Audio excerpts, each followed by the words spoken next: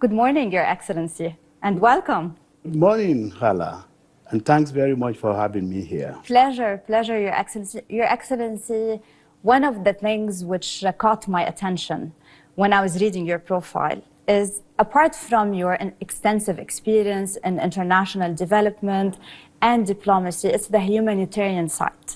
Actually, it captured my attention a lot, and it's heart-touching. I would love to know about this journey which led to your current role here as the ambassador. Thank you again, Hala. Very interesting question. I have been in international development for over 2 decades. Yeah. And all of that time I've spent in working with people, people in rural communities, trying to help them to create wealth for themselves, empower them, get access to food, access to water, access to social facilities that normally, under normal circumstances, they will not have.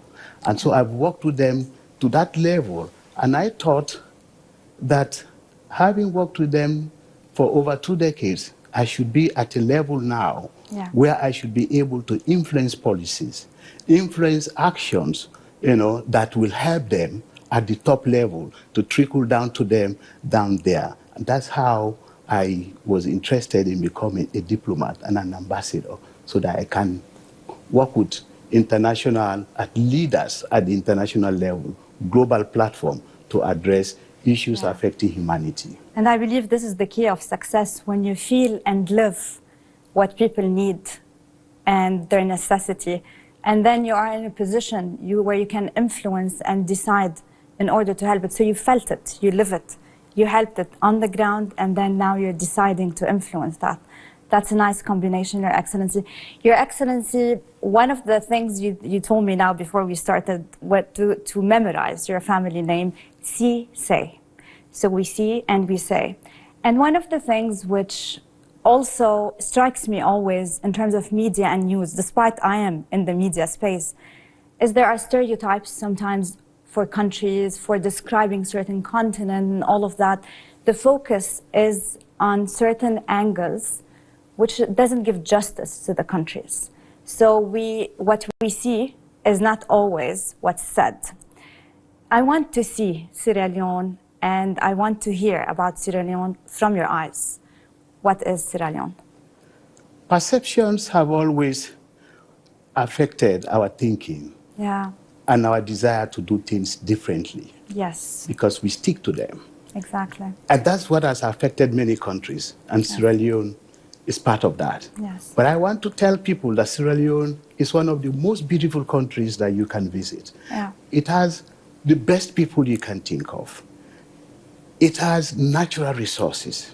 We have gone through 10 years of civil conflict. Yes. But we are at a point today that we are able to share what we've been able to achieve out of that war. Yes. We've been able to turn around 360 degrees, to have peace in our country. Yes. We have been tolerant, in many ways, religious, gender, in everything. Since the end of the war in 2002, we have been able to organize many successful, peaceful, democratic elections. Yes. We just concluded one in June this year, which is actually the second term of the president that we have right now. Yes. So what can we talk about? If not peace, we will not be able to achieve that. Yes. We have been able to put in systems that will address the human capacity development. Yes. We have one of the countries that is investing about 22% of our national budget into education. That's incredible. Yes. That's a big number. That's a big investment.